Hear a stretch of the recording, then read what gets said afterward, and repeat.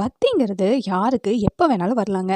அந்த பக்தி உண்மையானதா இருந்தா மட்டும் போதுங்க. அந்த சிவபெருமானோட அருள் அவங்களுக்கு நிச்சயமா ஃபுல்லா கிடைக்குங்க.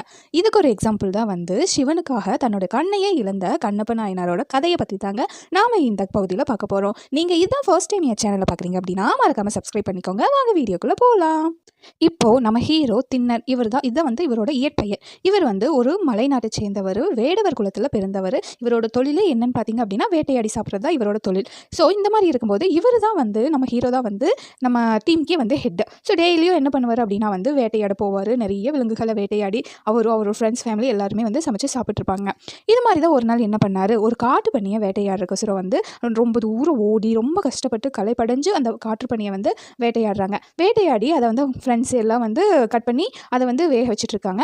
அந்த டைம் இவர் சரி நம்ம போய் சேர்த்து ரெஸ்ட் எடுக்கலாம் அப்படின்னு சொல்லிட்டு ஒரு மரத்துக்கடியே போய் ரெஸ்ட் எடுக்கிறாரு. ரெஸ்ட் எடுத்துகிட்டு இப்படி பார்க்கும்போது அவருக்கு ஒரு மலை தென்படுது. அந்த மலையை பார்த்துட்டு நம்ம இத்தனை நாள் காட்டுக்குள்ளேயே சுற்றிட்டு இருக்கிறோமே, ஏன் இந்த மலைக்கு போக நமக்கு தோணவே இல்லை, சரி இன்னைக்கு போய் அந்த மலையில் என்னதான் அப்படி இருக்குன்னு பார்க்கலாம் அப்படின்னு சொல்லிட்டு என்ன பண்ணுறாரு, திடீர்னு எந்திரிச்சு அந்த மலையை நோக்கி ஓடுறாருங்க. அப்படி போகும்போது என்ன ஆகுதுன்னா, அந்த மலையோட உச்சியில் என்ன ஆகுது அப்படின்னா, ஒரு அடர்ந்த மரங்களுக்கு நடுவில் ஒரு சிவலிங்கம் இருக்கிறத பார்க்குறாரு. அந்த சிவலிங்கத்தை பார்த்த உடனே இவருக்கு ஒரு இனம் புரியாத பாசம் அவரோட மனசுலேருந்து வருதுங்க. அந்த சிவலிங்கத்தை பார்த்த உடனே அப்படியே கண்ணிலேருந்து தண்ணியாக வருது. அப்பா அப்படின்னு சொல்லிட்டு கிட்ட போய் உட்கார்றாருங்க. உட்காந்துட்டு அந்த சிவலிங்கத்தையே பார்க்குறாரு. பார்த்தா சிவலிங்கத்து மேலே யாரோ பூவு இலை எல்லாம் வச்சு பூஜை பண்ணி போயிருக்காங்க.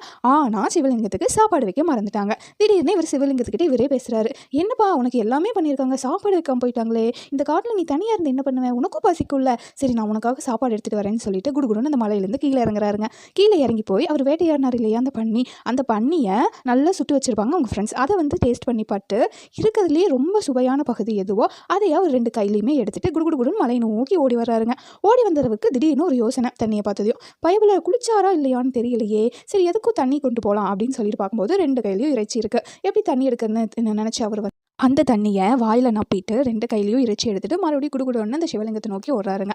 அவர் வாயில் இருந்த தண்ணியை சிவலிங்கத்து மேலே உமிழ்ந்துட்டு அப்புறம் அது கீழேயே இறைச்சி வச்சு சாப்பிடுப்பா, நான் உனக்காக மாமிசம் கொண்டு வந்திருக்கேன், நீ நல்லா சாப்பிடு அப்படின்னு சொல்லிட்டு உட்காந்துறாரு. ஆனால் சிவலிங்கம் சாப்பிடல. லிங்கம் இல்லையா எப்படி சாப்பிடும், ஆனால் இவருக்கு அது ஒரு லிங்கமாகவே தெரியல, ஒரு ஃப்ரெண்டு மாதிரி பேசிக்கிட்டு இருக்கிறாங்க.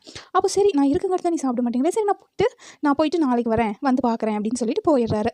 போயிட்டு அடுத்த நாள் காலையில் என்ன ஆகுது அப்படின்னா, இந்த சிவலிங்கத்துக்கு பூஜை செய்கிற பூசாரி இதெல்லாம் பார்த்துட்டு ரொம்ப ஷாக் ஆயிடுறாரு.